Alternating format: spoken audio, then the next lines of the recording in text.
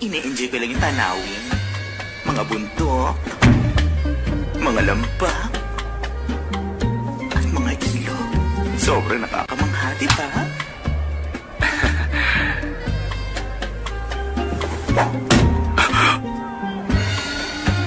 Oh, sige, ganito.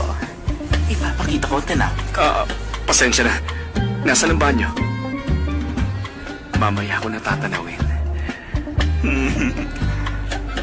O bakit yung address dito? Isang opisinang walang laman sa kung saan mga iskinita? Malamang.